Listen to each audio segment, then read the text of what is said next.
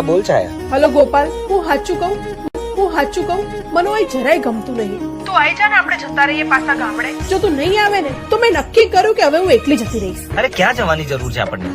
ના, તું આજે આવી જા, કાલે આપણે નીકળી જઈએ સવારમાં.